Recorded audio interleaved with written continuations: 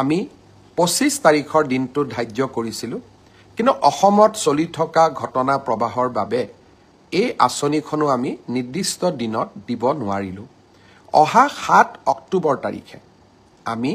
আপোনালোকৰ হাতত অৰুণোদয় তুলি দিম আৰু আমি সকলো প্ৰচেষ্টা ইতিমধ্যে সম্পূৰ্ণ কৰিছোঁ 7 তাৰিখে নিশ্চিতভাৱে অৰুণোদয় তৃতীয় সংস্কৰণৰ সুবিধা 30 লাখ আই মাতৃয়ে লাভ কৰিব আৰু আমি তাৰ পিছত প্ৰতি মাহে নিৰন্তৰ কৰি আপোনালোকক এই পুঁজি যোগান ধৰি যাম ঠিক সেইদৰে নিযুত মইনাৰো আমাৰ অসমৰ প্ৰায় 3.5 লাখ ছাত্ৰীয়ে এইবাৰ নিযুত মইনা আঁচনিৰ সুবিধা লাভ কৰিব নিযুত মইনা আঁচনিৰো আমি যিহেতু প্ৰথম কিস্তিৰ ধন আমি চেক যোগে দিওঁ বেংকক আমি চেকসমূহ বনাব দিছোঁ নিযুত মইনা আঁচনিৰো প্ৰথম কিস্তিৰ ধন আমি 10 পৰা 15 অক্টোবৰৰ ভিতৰত সকলোৰে হাতত তুলি দিম আৰু তাৰ পৰৱৰ্তী মাহৰ পিছত সকলোৱে বেংক যোগে নিযুত মইনা আঁচনিৰ ধন লাভ কৰি থাকিব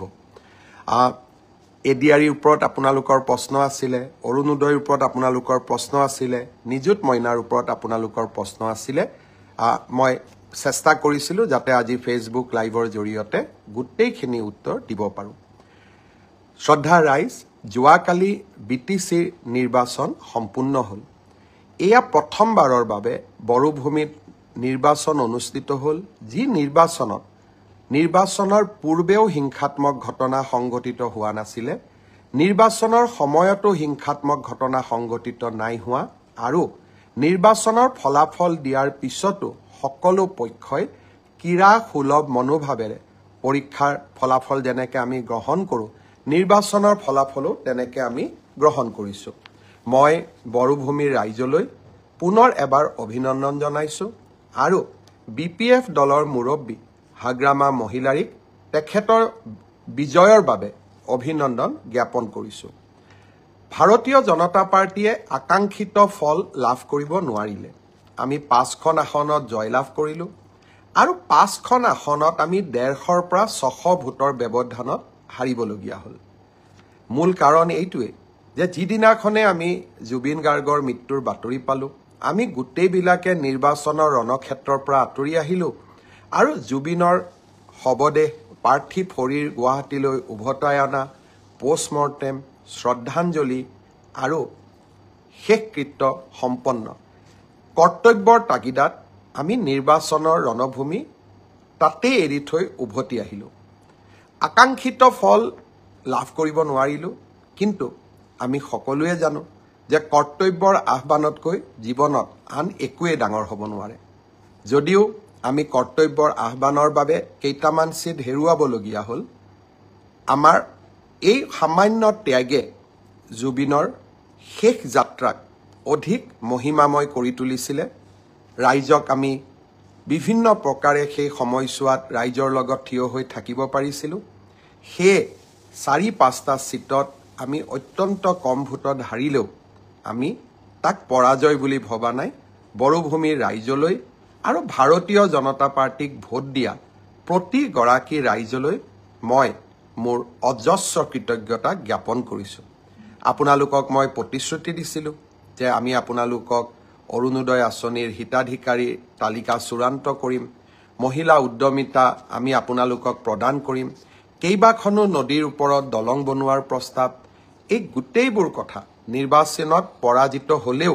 বা আকাংক্ষিত ফল নাপালেও আমি আপোনালোকৰ কাৰণে কৰিবৰ বাবে চেষ্টা কৰিম পুনৰ এবাৰ আপোনালোকক বহুত বহুত ধন্যবাদ জনাইছোঁ জুবিনৰ বিষয়ে আহিব খুজিছোঁ বহু সময়ত ব্যক্তিগত কথা কোৱা উচিত নহয় আৰু ব্যক্তিগত কথা কোৱাৰ পৰিৱেশো নাথাকে যোৱা 6টামান বছৰ আগতে এদিন মই কৈছিলোঁ যে জুবিনৰ বিপথে পৰিচালিত কৰাত তেওঁৰ আশে-পাশে লাগি থকা মানুহখিনি জড়িত হৈ আছে 6 বছৰ আগতে মই কি কৈছিলোঁ হি এতিয়াও সংবাদ মাধ্যমত বৰ্তমান সামাজিক মাধ্যমতো তাৰ উপস্থিতি আছে সেয়েহে মোৰ গোটেই ঘটনাৰ সম্পৰ্কত মোৰ মতামত বা স্পষ্ট ভাৱ আজি নহয় 6 বছৰ আগতে মই ৰাইজৰ ওচৰত বা ৰাইজক মই জনাইছিলোঁ জুবিন আমাৰ জাতীয় সম্পদ। জ্যোতিপ্ৰসাদ আগৰৱালা, বিষ্ণুপ্ৰসাদ ৰাভা আৰু ভূপেন হাজৰিকাৰ সমকক্ষ বুলি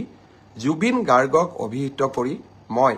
জুবিনৰ সন্মুখত দিয়া এটি ভাষণো সামাজিক মাধ্যমত উপলব্ধ হৈ আছে। জুবিনৰ প্ৰতি মোৰ এক ব্যক্তিগত অভূতপূৰ্ব কৃতজ্ঞতাও আছিলে। মোৰ দেউতা প্ৰয়াত কৈলাশনাথ শৰ্মাৰ গীতৰ সংকলন জুবিনে অতি মৰমেৰে ৰুণজুন নামৰ কেছেটটোৰ জৰিয়তে বাণীবদ্ধ আৰু ভিডিঅ' কৰি মোক উপহাৰ দিছিলে আৰু সেই গানকেইটাই যথেষ্ট সমাদৰ লাভ কৰিছিল। এজন পুত্ৰ হিচাপে তাতকৈ গৌৰৱৰ কথা একোৱেই নাছিল আৰু সেয়েহে জুবিনে য'তেই যেনেকে কৰবাত আমি যদি কেতিয়াবা জুবিনৰ যাত্ৰাৰ সংগী হ'বলৈ সুবিধা পাইছিলোঁ, তাক কেতিয়াও মই হাতৰ পৰা ওলাই যাব দিয়া নাছিলোঁ। আজি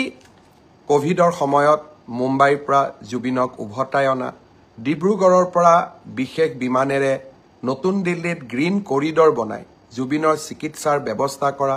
জীৱনৰ কেইবাটাও গুৰুত্বপূৰ্ণ অধ্যায়ৰ মই সাক্ষী হৈ থকাৰ সুযোগ পাইছিলোঁ। মোৰ একো কণ্ট্ৰিবিউশ্যন নাছিলে, কিন্তু মই সাক্ষী হৈ থাকিব পাৰিছিলোঁ। সেয়েহে কোনো এজন জুবিন অনুৰাগীতকৈ মই নিজকে কম অনুৰাগী বুলি নাভাবোঁ আৰু বেছি বুলিও নাভাবোঁ, কাৰণ আমি সকলোৱে জুবিনক ভাল পোৱাৰ অধিকাৰ আছে আৰু অধিকাৰ থাকিব। জুবিনক আমি গীত মাত আৰু সংস্কৃতিৰ মাজেৰে আমি সকলো গৌৰৱী অসমীয়াই আমি জীয়াই ৰাখিম। জুবিনৰ ঘটনাৰ ন্যায় লাগে। ৰাইজৰ দৃষ্টিত আৰু বিভিন্ন পুলিচৰ হাতত অহা নথি পত্ৰৰ দৃষ্টিভংগীৰ পৰা শ্যামকানু মহন্ত, সিদ্ধাৰ্থ শৰ্মা আৰু কেইবাজনকো আমি বহুত কথা সুধিব লাগিব।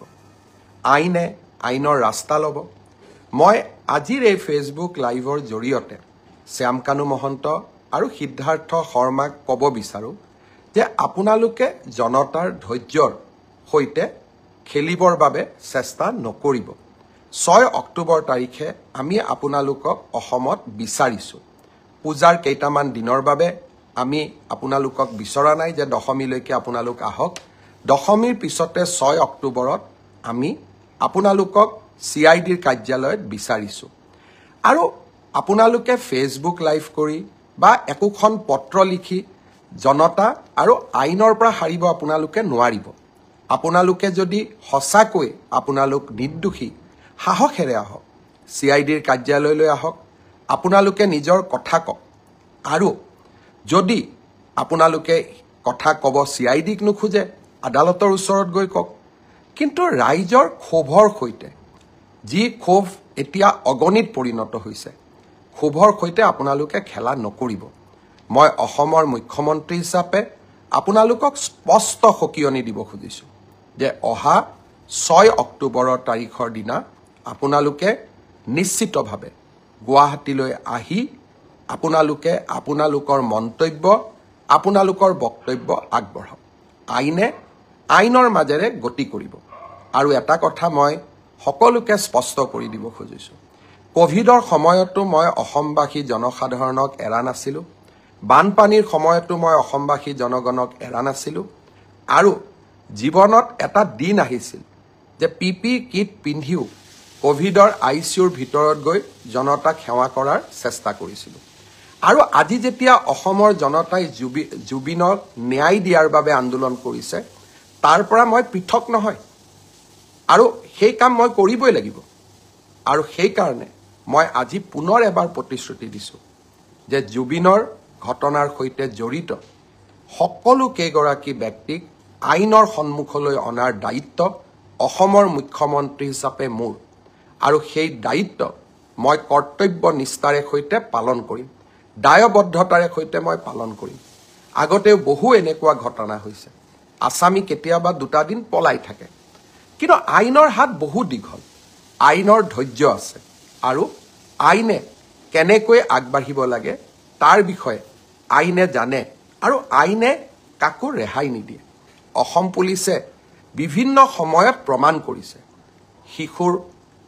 বলাৎকাৰৰ ঘটনাৰ পৰা গড় হত্যাৰ আসামীলৈকে অসম পুলিচে ইতিমধ্যে প্ৰমাণ কৰিছে যে অসম পুলিচে সময়ত কিমান শক্তিশালী ভূমিকা ল'ব পাৰে